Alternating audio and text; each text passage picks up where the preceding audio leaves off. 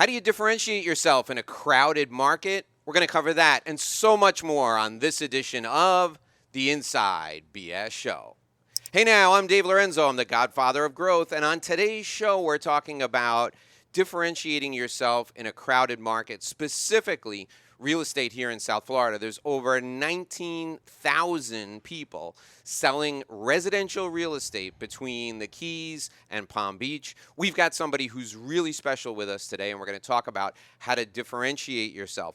This is the Inside BS Show, the original, except no substitutes, and we're here every Wednesday. We're with you today, filming this live, recording this live, from Global Furniture in the Design District in Miami. We are deeply appreciative to our sponsor, Global Furniture. And if you'd like to learn more about them, we're going to put their information down in the show notes. I also encourage you to go just 2 weeks earlier to the episode we recorded with Francisco Ramirez, who is the regional manager here at Global Furniture, who's been kind enough to allow us this wonderful studio space. Listen to the show. If you're watching on YouTube, watch the show, and you'll discover how to differentiate yourself in relationship-based sales, specifically selling furniture. That was a great episode. Let me bring in my co-host, the person without whom none of this would be possible. Good morning, Nikki G. How are you today? Good morning, Dave. I am fantastic. So happy to be back here. It's a great day with limited traffic in Miami, folks. We're on break, and we are having fun here recording live again. Yeah, we are recording live here in the studio. So, Nikki G, you got any New Year's resolutions? Anything we need to know about? Dave, I don't believe in New Year's resolutions. Sorry, audience members. I believe in setting goals because they're much more specific and achievable than those resolutions. All right, so what's one of your goals for the new year? One of my goals for the new year is making sure we are building our business. Okay. Specific, measurable. So That's what are we exactly like? Come right. on. I don't know. I don't really accept that as a valid goal. What are you looking for in terms of growth? What would you like to see in terms of growth in our business? I would like to see new members and clients every month. So specifically, we're looking to track at least 2 new members every month as we move forward. All right. That's a good goal. Specific, measurable, achievable, relevant, realistic, and time-bound. All right. That third voice you heard, folks, that is our guest today. And our guest is a fantastic residential real estate agent here in South Florida. But she's so much more than that. She is quite possibly the most fascinating residential real estate agent I've ever met. Gina Robichaux, welcome to the show, Gina. It's great to have you with us today. Well, it's certainly great to be here. I have to say I'm very honored to be here. Thank you for inviting me, and I feel like I'm back home again. I grew up in furniture showrooms, so I just feel so at home and happy to be here. It's been a long time. Wait, so explain to us how is it that you grew up in furniture showrooms? Well, a multi-generational family in the furniture biz.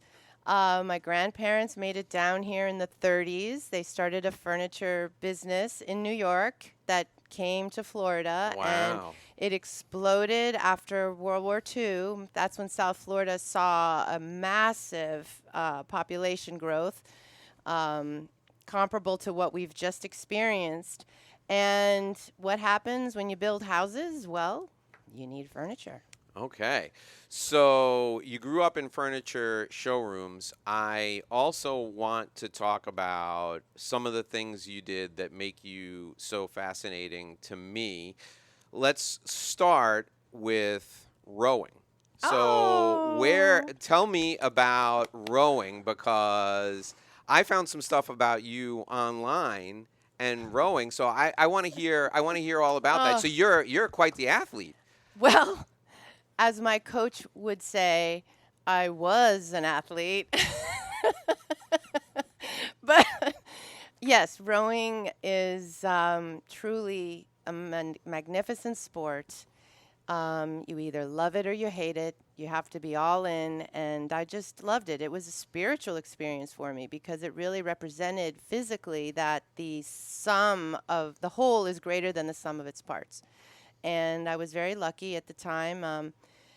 University of Miami, where I have 2 degrees, At the time, they were really, really, really going gangbusters for the football team. We were the winningest team of the 80s. Howard Schnellenberger and all the rest. But they wanted the football team to rank up in the NCAA rankings and be the top in that top score tier, rather. And they needed another women's sport. And the president of the University of Miami had gone to Yale and was a rower, and so they hired Joe Okie O'Connor from Cornell, and he was the assistant head coach at Cornell, graduate from the University of Pennsylvania, and he started our rowing program, and I was the walk-on. Oh, wow. And so did you row in high school? I did not row in high school. Now, I went to boarding school. I was born and raised in Miami, Florida. There was no rowing down here. I go to Northern Virginia at the age of 14, freezing my little tuchus off, and never seen snow or frozen anything. And I see in the middle of February, I see these people in the water on these little tiny sticks rowing around. I crossed the Key Bridge, and there's people doing that, and I thought, my God, that must be the most amazing sport ever. And that's the impression that stuck in my head. And my best friend's brother was a rower at Johns Hopkins. So he would come visit and tell us all about it. And I had this in my mind that this was an amazing thing. And when it came to UM, I was, I'd been drumming it in my mind for years. So when was the first time that you started rowing? Was it at UM? At UM, my junior year of college. Now, did you train before you tried out to become a walk-on on the team? No. So you had never touched a row? No. Oh so my gosh. How many? So is this? I don't know the terminology. I know there's 2-person boats, and then there's 7 or 8. Right? Yeah. So it's except for a single Okay. scull, they're even numbers. Okay. So you're in a 2, a 4, or an 8. Okay. We rowed an 8. We were in the women's varsity 8, novice and varsity 8, and so you have 8 bodies plus a cox. So there's 9 people in a very long, thin boat, and you each have 1 oar. Now there are boats that are super fast where you're sculling with 2 oars in an 8, but those are very, very rare. To get 8 people lined up all sculling together, very, very, very rare. And how many meets per year? Okay, now we're really drilling down. It's been a while, Dave, but probably, so in the fall you have head races, which are the 4-mile-long river races. You win based on your time. So you gear up, you start to get faster, and you hopefully are at full speed. When you cross the start, they start the clock, and when you get to the end, 4 miles down the river, they take your time, and whoever wins has the best time. So you're just competing against the clock. In the spring are the sprints, and those are 2,000 meters. And you have to skillfully get in your lane. There's a little bow ball. There's someone at the end of the line who's holding your bow ball, and you're carefully making sure all the 6, usually there's 6 boats lined up, and you want your point, and the cox will put their hand up to say that they're ready. And so the person who starts the race looking for all hands up, and the conditions are different. The wind could be blowing this way or that way. You draw for your lane. Your coach is telling you what the conditions are, and they do a game. They map out the course. I want you to talk to us, Gina, a little bit about the training, because I know there is an intense level of training to be a rower. Yes. So we had the privilege of running the stairs at the Miami Marine Stadium. So we would go, and we would also do sprints up to the top of the Rickenbacker Causeway. That's when I learned never eat a banana for breakfast. Oh, no. Empty stomach is a little bit better for that. Yeah. That is a very steep bridge. I've ridden that bridge, I'm not doing sprints up it, and that's a long sprint. It's a half a mile. Uh-huh. Yeah, and it's if you're riding it, it's dangerous. I guess if you're running, there's a barrier, but if you're riding, it's a nightmare. All right, so Gina, what did you take away from that experience that has helped you in your professional career? Oh, God. Okay. Where's the Kleenex? Um, well, the biggest learning from that was that I'm not who I think I am. Explain. Well, because first of all, the physical level of training was beyond anything I'd ever done. And one of the women in the boat with us was in the ROTC. And she said, by far, our training way surpassed what she was doing in ROTC. So we really got some incredible training, and it just blew my mind as to what I thought I could physically do. And so up until that point, I was 19 years old. Up until those first 19 years of my life, I didn't think I could sprint or run fast. And at one point, I beat everyone. I beat all the girls running. And that was something I never believed I could do. And I wasn't trying to do it at the time. I ran as fast and as hard as I could. It felt like I was running into the ground. I was running so fast, but I did it. And it's so there's a book out there called Mind Over Water, and it's just you realize that it's not your physical that you're working with, it's your mind. Yeah. So you come out of this powerful experience, let's call it that. What do you use that to do next? Well, in my case, it helped me get through breast cancer. Oh, wow. Okay. I mean, there's a couple decades in between. Right. But the real grit was a power 10, what I call a power 10. And rowers all know what a power 10 is. Do you guys know what a power 10 is? No. So somebody said I should write a book and call it Power 10. But the Power 10 is in the middle of a sprint race. So it's 2,000 meters. You've got it broken down by 250, 500, and 1,000 meters, and you know what you're doing at each point along the race. And your coach has, in our case, our coach was always riding his bike along the length of the course, watching what we were doing. And you don't know what's going to happen with the other players, the other boats. So if a boat is coming up on you, he's riding up and he's passing you, your cox is counting down the seats. So you know what seat. So you can tell, are we pulling ahead or are they pulling ahead? So once again, it's a mind game. But you're already giving 105% of yourself. So your cox is saying, okay, lane 2, boat's coming up. Into, up to. So she counts it down. By the way, I was a stroke, so I set the rhythm. So I was the one who had to take the pace up. So into, up to. So 1, 2. Now you're going a little faster. But speed doesn't mean that you're pulling the water. Doesn't mean you're going to, move ahead. So if you don't move ahead, then what you have to do is you have to pull harder, not faster. And that's a power 10. So now, okay, into power 10. 1, 2. So now you're giving 120%. But maybe you're at the 750 mark. Maybe you're not even halfway through the race yet. So you still have to give a power. You have to go. You have to find it. You have to find it. So now she's counting down, and you're really pulling hard, really hard. And then she's telling you whether you're pulling away or not. And so if you're pulling really hard and you're not pulling away, it's very disheartening. Yeah. That is. You must have been in amazing shape. That is unbelievable. Yeah, it's I was. Still an athlete in our eyes. That's an incredible. So you're going to the Professional sport. University of Miami, and your major is? So, short story is I really wanted to study music. Folks wouldn't let me. So I struggled. Folks being your parents. Parents wouldn't let me. Okay. So they're like, sorry, we're not writing the checks for a music degree. So I had to find myself, and it was very, very hard. I ended up with a Bachelor of General Studies.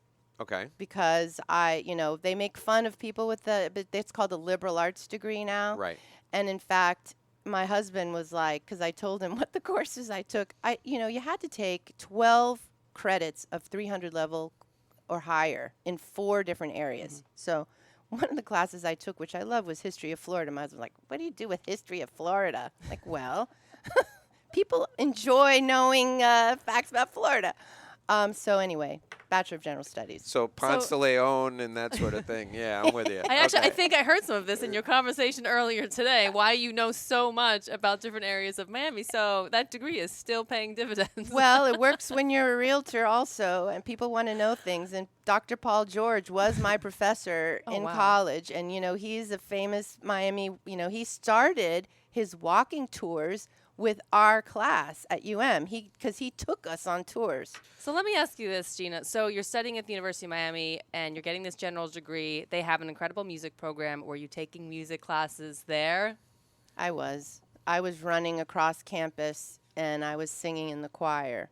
So that was not part of what I needed to do to graduate. I mean, your choir was 1 credit or 1.5 credits or whatever it was. But yes, I was the only non-music major in the choir, in the University Concert Choir with Dr. Don Oglesby.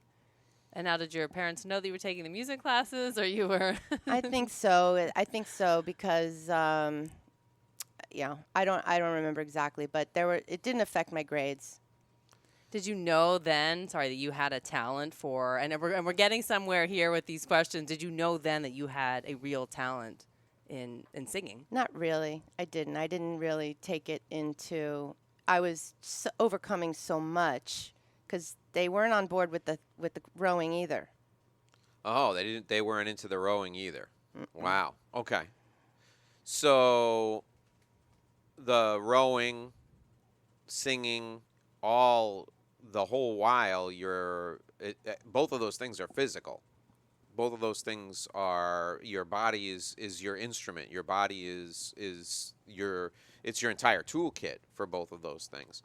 How has that helped you throughout your career? How has because when you train in rowing, you're using your upper body and your lower body, so you're really in tune with everything, yes. Right? Mm-hmm. And you're also in tune with from the neck up, because that's what singing involves. Singing is really your body. It's Okay. really your body. Your throat and your vocal cords are what's shaping the sound, but your instrument is your entire torso and your diaphragm, which I'm learning now because I didn't have voice lessons. I'm learning now with Manny Perez, the studio of Manny Perez, and it's been 6 years with him learning, and I have also found out that there are quite a few athlete singers. That's apparently a thing. I didn't know. In fact, there are some former NFL players who've become opera singers. And singing opera is a very athletic, very physical endeavor. What is some of the training like? For singing? Yes. Well, there was an amazing Scandinavian singer, Birgitta Nielsen, who when I never saw her perform. She's before my time. But the way her voice was described, soprano, was that it was like you could feel it in your chest. Like when she sang, it came at you like a spear. Like it was like so focused and forceful. Well, she grew up on a farm, and she said that the best training for singing was horseback riding. And Luciano Pavarotti rode horses, and it's, it's all about your core and strengthening of your core. So, opera singers aren't known for being, the athletic type, as far as running marathons and such. I'm sure they're out there, but they're working. It's a different understanding of how to work your instrument, where you're working with using your core muscles to tighten very gently, softly, and holding it for long periods of time, like you were riding a horse. Think of the jocks, who ride thoroughbreds. They're up on they're not sitting on the horse. They're holding themselves up with their thighs the whole time. Oh my gosh. So you're just crouched like that. That's what singing is like, constantly, because you're up there for hours. If you're if you have a big role. So, and I want to talk a little bit about that. So, Gina, you've been on a number of stages, and you sent me a video recently, which was a pretty big stage to be on. I want you to tell our audience about that experience. Well, that was such an honor, and it's been an honor for me to sing with the Master Chorale of South Florida, and this is my 3rd year, and I'm so blessed that we in this community have such an incredible organization. In fact, we won. Master Chorale of South Florida was just named by Classical South Florida Review. They publish all the reviews in this area of all the, not all, but as many as feasible, of the most important classical organizations, performing arts organizations, and we won top 10. Master Chorale of South Florida was named number 9 in the top 10 performances this year. Wow. And so we've been hired in the past by Andrea Bocelli to be their choir when they're here in South Florida. And so 2 weeks ago, we were on stage with his production company and all of his artists and himself at the, now it's called the Casaya Center, the arena. Downtown Miami. That's amazing. Incredible. Wow. Incredible. And how long was the show? Well, it was like a couple hours. Its show started at 8 o'clock, and it went on past 10. He did 3 or 4 encores, and we arrive at 2 o'clock. We warm up, and we do rehearsals from 4 until 6. And because there's like, I don't know, 8 or 9 pieces before the intermission, and then after, and different pieces. We were supposed to have a solo. The choir was going to do O Fortuna, but that got cut. Unfortunately, you have to make adjustments. But the show was incredible, and to be there with Nadine Sierra, who's an amazing. She did the opening for the Notre Dame in Paris. Oh, wow. So I have to ask, because this is the Inside BS show, and we ask kind of the inside take on a lot of things. I know you are not shy, Gina, and I know being on stage does not intimidate you. But when you are with these acts and you know who they are and they're really big names, does that make you nervous? No. Why not? Well, I have a master's, so my 2nd degree at the University of Miami is a master's in music, but it's music business. And Dr. Alfred Reed, an amazing person, may he rest in peace. He was a composer and a conductor and a professor at UM. And he actually started the degree at UM in 1966. It was the first of its kind in the country. So University of Miami School of Music is the birthplace of the music business degree. And he said that everyone, regardless of their fame, everyone has to shower, shit, and shave. That's true. Definitely true. And that's how he put it. So I didn't mind putting it like that here, since this is the behind the scenes whatever BS. But he pointedly said that. It wasn't just a passing comment. He said it many times because he knew that any of us would be working with people like him. And in fact, I had in my former career, because I did go to work for Sony Music International for some time in my prior career. Over 20 years ago, and I was with people that, like Bocelli. We had Julio Iglesias come through our office. Wow. Yeah. Ricky Martin, Shakira, Paul Anka, Mariah Carey, Yeah. Mariah Carey, as they like to call her. So all of that, both of those things involve a great deal of training, a great deal of preparation, a great deal of attention to detail. Let's fast forward to today, and let's talk about how all of that has helped you be successful in what you're doing now as a realtor. Well, thank you for asking. I'll just circle back, make one last point about the rowing, which is that despite our coming on the scene and being brand new, we still won states, and we won the equivalent of what we consider to be nationals. So we went on to row at. Oh yeah! Please, you have to. You have to. I do make our fellow cane guests do that. I'm a double cane myself, so I've been holding it in. Yay! Card carrying cane. Yeah.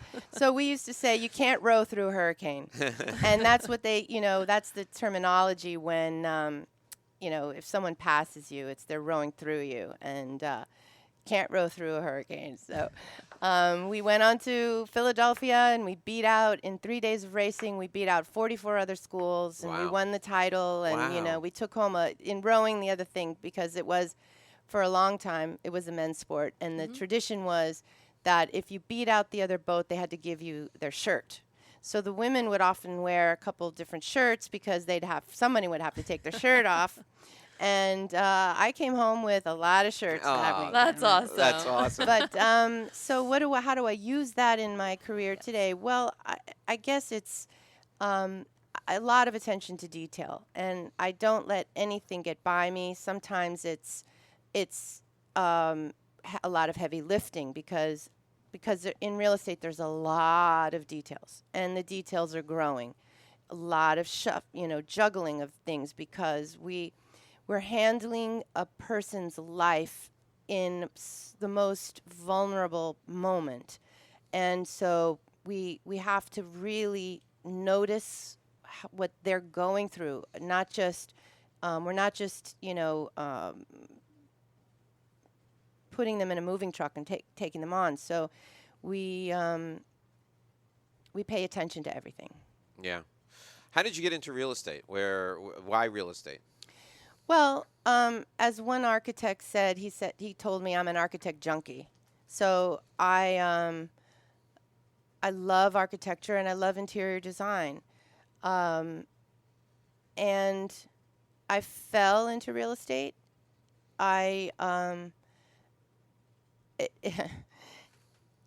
happened at the time, at a very, very, very vulnerable time for me. So in the year 1999-2000, the music industry was going through its own revolution with Y2K, and the business model was changing, and all the major record companies were shrinking, and they were joining forces. So there were 6 major companies, became 3, and they were, shedding some of their departments. And I ended up in a startup. I was in a startup company. It was called Español.com, and it was trying to be the Amazon for South America. And so they were putting all their content out in Spanish, and the problem at the time was that there wasn't enough infrastructure. Whatever the problems were, there wasn't enough infrastructure and faith in the culture in South America for people to put their credit card into a computer, and also the shipping processes weren't as mainstream. So you couldn't count on getting something actually delivered to your door. And so they made it through a few funding rounds, and then they didn't make it anymore. And right at the time that I was handed my pink slip, I was under contract to purchase a house in Coconut Grove, my first house. And what do you do when you reinvent? And I went to work for the broker who had helped me buy my first house. Oh, there you go. All right. Okay. You just find some solid ground, and I was happy because I enjoy real estate. I love love architecture. I love interior design. I love helping people. And so we do a lot to help people through the thresholds of their lives. Okay. So, and I want you to expand on that a little bit, because when Dave opened the show, he mentioned there's 19,000, if I have that right, real estate agents across South Florida. Mm-hmm. It's a lot just in one particular area, and we can That's a tell lot. that you have such a unique background, which clearly is a differentiator for you. But for you, like, how do you view when you see that many professionals in the same space that you're in? How do you differentiate yourself? Well, it's harder and harder. It's very, very competitive, and I've basically I'm focusing more and more and more on the contacts that I've developed over the course of of my life, and I'm doing more and more. I'm not expanding. I'm contracting in a good way. In other words, I'm focused on the people that I know personally. I'm not doing, although we have to be out there on social media. For now, my attention is focused on all of my personal contacts. But in order to adjust and adapt and to grow, because I've got to grow, we all have to grow, I'm bringing on a partner. She's starting in a few weeks. And in fact, she and I were the stern pair of the women's varsity A. Oh my gosh. Okay. We're Back bringing this in the full day, circle. I yes, absolutely love it. Yes. So if you saw the movie or read the book Boys in the Boat, she and we were the stern pair. Just like the main character was in seat 7, Tracy was seat 7. And so she has 2 grown sons, and she's moving out of working in education. She's ready to come back and work in the private sector now, and I'm so excited to have her come, and I'm going to teach her all the business, and together I think we're going to go places. So, Wow, that's really exciting. So what is a typical day like for you? Describe a typical, if there is a typical day, describe a day in the life of Gina Robichaux. well, I start out in the morning. I try to eke out a couple of hours of private time for me. So I meditate in the morning. I write a few pages, and I go to the gym. So ideally, if I could add some vocalizing to that, that would really be perfect. But I still I can't get to bed early enough to get up early enough to do all those things. But that's my personal time. And then from there, I go to my office, which is just across from my bedroom. It's a long commute. Yeah. I wish it weren't, but for now. And I do some writing to my sphere. So I make phone calls, and I follow up with a lot of details that's happening in people's lives. And after that, we're servicing properties. So it's this month, December, we got 2 days left. I'm enjoying quiet time because it was an extraordinarily busy month. So we had 3 transactions, 2 of which did not materialize. And those kept me extremely busy. And then in addition to that, I had 17 rehearsals and 13 performances. Wow. Holy cow. And I've asked you this before, but I think it would be great for you to share with the folks who are listening.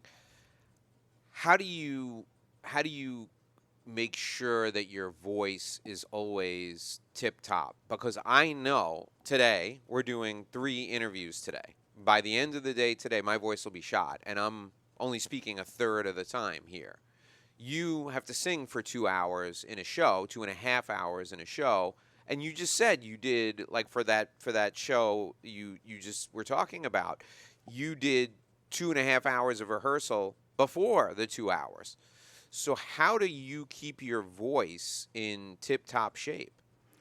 So there's this very special pill. It's called ibuprofen.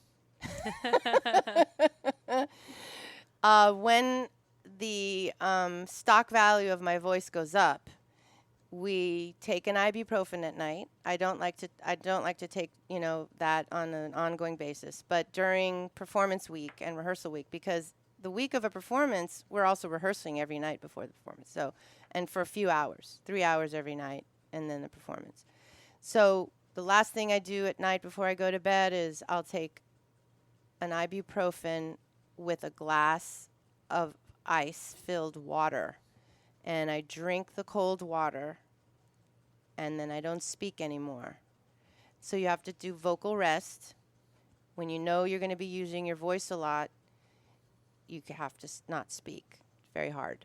Yeah. You have to only not speak. And then also you can do some diaphragmatic exercises. For singers, there's things to do where you would be exercising your diaphragm, but not using your vocal cords. Is there anything that you do during the day to keep taking care of that voice as you have to you're performing? Stay very hydrated. Lots of liquids. And you speak economically. So you don't speak. You have to consciously not speak. Wow. And you mentioned your kind of morning, called sacred time, where you have your workout routine and you have your meditation. Do you in any way modify your workouts based upon, like, you having to make sure that you're in a particular type of shape for the vocal work that you do? Well, not yet. I haven't reached that level of demand yet. But I would welcome it. I mean, I was built to do this sort of thing. Rowing is an all-comprehensive body sport. It's so physically demanding. It's so rewarding. You feel so good. Rowing is, I just love it. I can't say enough about it. But the breast cancer experience did a number on me, and I can't complain because thanks to the breast cancer, I discovered my voice. So I was really, really conditioned to let all of that go. I was told, if you want to be successful in life, stop this thing, stop screwing around, and just get focused. And I pretended to be something that I wasn't. I let that go. And so I had advanced stage breast cancer, stage 3C. It was a large lesion. I had to have a mastectomy. I had to have chemotherapy and radiation and multiple surgeries, more than 10, over a course of several years. And I ended up with lymphedema in my right arm. And that means I can't put any weight or pressure on my right arm. Oh, wow. And I'm trained for pressure, man. And my husband used to say to me, because we used to go to the gym together, he says, I love working out with you because you work out like a man. And I enjoy that physicality, but I can't do it. So I hired a trainer to keep me from hurting myself. So I have to do the training that I do now is very tamped down, and it feels like a warm-up to me. And I had to condition myself. So he works with me where I can, and I try to do the erg, the ergometer. Yes. And I'm always battling this. I'm always battling this buildup of pressure in the arm. I'm supposed to be wearing a compression sleeve, and I go to physical therapy every week for the arm. I've been doing that for 10 years. Wow. For my arm. So last year, Tracy and I, at the beginning of the year, about a year ago next week, we went to see Boys in the Boat together.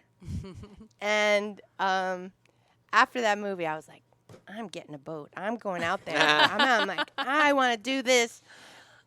I just don't know if I really can anymore. I'd love to. Maybe I will. It's just that drive will always be there as an athlete. And I think that's so smart that you got someone to say, hey, you need to do what your body can handle. I would have the same problem as someone who really appreciates intense workouts. And I think you need someone to step in and say, don't do this because you'll hurt yourself. Yeah. But you still have that same drive, and I think you always will. And I'd be surprised if you didn't say that drive helps you in what you do in your professional life. It probably does. I'm sure it does. I don't feel it in the same way, but I am a perfectionist, and I struggle with that because it holds me back sometimes from completing things. But I really do care about my clients, and often the right ones become very dear friends. And we could save that for another time, because one of my clients literally saved my life this past year. I went through quite an ordeal with legal things. These are clients who are retired now, but he was the former district attorney in Las Vegas. Oh, wow. And we uncovered some criminal behavior that I would never have imagined. In South Florida? Shocking. I'm shocked. Criminal behavior in South Florida? Well, you're right about that, but I don't, I'm not part of that community. Of course, of and course. so I Neither are we, by the way. To be clear, we would know nothing about it either. Just I read a lot of the news. Well, so he his entire career was in working with, and his wife was a public defender. The two of them together, and when I had to finally come to them with a problem, which I normally don't do with my clients. And I said, I have this situation. I wonder if you can help me here. And they started to tell me a few things, and they opened up my mind to that, which then set me on the path that helped me resolve a very serious problem. And it was resolved. Yeah. In fact, Jacques Cousteau helped me. Oh, good. Great. That's great. So, 10-year survivor? How long? Yes, sir. It'll be 11 years on January 6th. Yay. Awesome. That's awesome. That's fantastic. Thank you. We have that in common. My father is a 12-year breast cancer survivor. Wow. Yeah. And also my son, who is 16, trained on the ERG at home when he was doing martial arts, and that's what gave him the edge. From the time he was like 7 years old, we bought him what is it? Concept 2. Concept 2. And here's how he got into it, right? So he had this the kid had this condition called eosinophilic esophagitis, which is pretty rare, and he was allergic to, there's like 12 different types of foods. He was allergic to like 9 of them. Wow. So he had to go see a specialist in a pediatric gastroenterologist who was just a specialist at Miami Children's. And the guy, when he walked in the room, was huge. He's now 72. So at the time he was 64, and he was just In good shape, you mean? I mean, fantastic. Just like carved out of wood, cut up.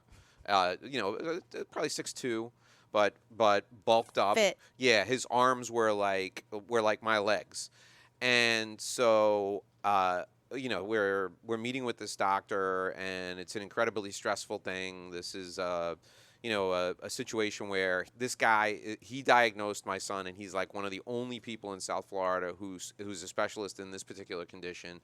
It's incredibly tense. And so I go to break the tension, and my wife is like a basket case. I go to break the tension, and I'm like, Doc, I got to ask you. I'm like, you are in unbelievable shape. What? And by the way, I was like 45 pounds heavier than I am now. I'm like, what do you do? And he gets this big smile on his face. And by the way, his waiting room is packed. But Wait a minute, maybe I know this guy. Dr. Munoz. Oh, okay. So he's known for taking an incredible amount of time with each patient. Like, you go there and it's half a day because you got to wait, because if he's got 5 patients, it could be 4.5 hours that you're waiting because he spends so much time with each patient.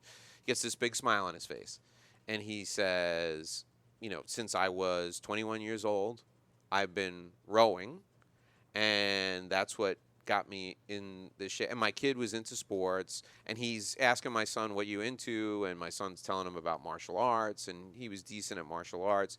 And Dr. Munoz says to him, if you row, he said, it will take your martial arts to the next level because it works out your entire body. He said your core will be incredibly tight. He said your lower body will be incredibly strong. He said, and it's natural that you be working out your upper body. He said, so get a cheap rowing machine and give it a try. So, and that's all you have to Great say. advice. Like my son is a nut for stuff like this. Like my son is a gym rat. So we go home, and on his Christmas list, he puts an ERG. And so we get him this cheap one, and he wears it out in like 3 months. So I called Dr. Munoz and I'm like, I need something better. And so we got him that one, the Concept 2. Wow. And Lucky so kid. and he pairs it with his phone, and his phone keeps track of his workouts on there. Well, you know that there are some indoor rowing races. Yeah. Yeah. We wanted him to do it. He has no interest. He's into his own, he's into baseball now, but Good. we wanted him to do it because he's incredibly, for his size, he's incredibly strong. We think he has an enormous amount of stamina, but Well, he's those not things into are, it. those are fun. If you're on the erg, you could just go and do one of those indoor competitions because you can. Yeah. Yeah. All right. So how do people get a hold of you if they can relate to your story and they want to buy or sell real estate in South Florida? How can people get a hold of you? Okay, well, thank you so much. I really appreciate today. Thank you. My phone number is 305 582 8848. Okay. And what about email? So email is Gina at, which is GINA, arroba, robishowrealestate.com. So Robichaux is spelled RO, B as in boy, ICHAUX for X-ray. All right, perfect. We're going to put that in the show notes. The email address and the phone number will go in the show notes. Now, you do residential real estate, correct? I mainly do residential. I have helped people with some commercial transactions. So I'm working right now with an artist organization. We're relocating offices. They're in a building. They've been in the same building for 40 plus years. And guess what? The property's been sold and it's going to be redeveloped. And so now I'm helping them find a new office space. Palm Beach, Broward, Miami-Dade? Correct. So we just had a seasonal rental in Palm Beach, which was lovely 2-bedroom, 2-bath, fully furnished, direct ocean view, and that rented for $18,000 a month. Wow, that's great. Yeah. Terrific. I have a long-term rental in Lake Clark Shores, which is near Lake Worth, and that's a beautiful 3-bedroom, 2-bath. We're looking for a long-term rental there. That's $3,800 a month, not furnished. Okay, so a couple of things that I want people to keep in mind when they're listening. The way to pick a real estate agent, the way to pick someone to help you, the way to pick a realtor, in my opinion, is find someone who, number one, understands you and is ready, willing, and able to take the time to understand you. And what I would do, if I were you, if you were looking for property now, is I would find someone who I connected with, who I had an affinity with, because in my experience, you're going to spend a lot of time with the person who's your realtor. And if that person rubs you the wrong way, regardless of whether they have deep expertise in your type of home or the type of property that you're looking for, I think you want to spend time with somebody who gets you and what you're looking to accomplish and can read between the lines and can manage the dynamic with you and whomever else you're shopping for real estate with. You buy a lot of real estate. If you're looking for a realtor, how would you select a realtor? What matters most is someone who really cares about your interests. So real estate, especially because the amount of people that are in that profession in South Florida, can be very transactional. And I've seen far too many agents who will just handle it as a transaction and not as the person. So I'd be thinking, who's going to care about my best interest? Because every transaction is different. And setting aside your form contracts you're using, it is still different. And someone who knows to ask the right questions, someone who's going to care about, did we think about this for you? Did we make sure we put it in the contract? Did we talk about it? I've seen so many things overlooked. So it's the person who cares most about our interests is what I'd be looking for. And yes, relationships first. Someone who's going to just care about me as a person. I agree wholeheartedly. And if you are in a situation where you're sensing that there's chemistry is off, don't go forward. Find someone that you really do feel comfortable with, because that will harm the transaction. It will just be another, it'll be I can't think of the word, but it won't go well usually. I mean, it's a lot to overcome. Just the most sane, phenomenal people go cuckoo in a real estate transaction. So you really need to feel comfortable with your person. All right, folks. You heard it here from Gina Robichaux. Her contact information is down in the show notes if you want to reach out to her. This is the Inside BS Show. We're here with a brand new interview at least once a week. You can find us wherever you get your podcasts. If you like what you heard today, be sure and follow us. You can follow us on Spotify, on Apple, on wherever you get your podcasts. And in addition, do us a favor. Share the show with somebody else who you care about. Share the show. I don't care. Share it with people you don't care about. Share it with people who are in business. Here's the reason why. The show only grows by you sharing it with other people. You won't see us advertised on billboards along the side of the highway. We only grow when you share it with other people. Join us here again next week for another interview. We're here every Wednesday at 6 a.m. on the Inside BS Show. I am Dave Lorenzo, the godfather of growth, and she is Gee. See you back here again next week, folks. Thanks to Gina Robichaux, and thank you for listening and for watching.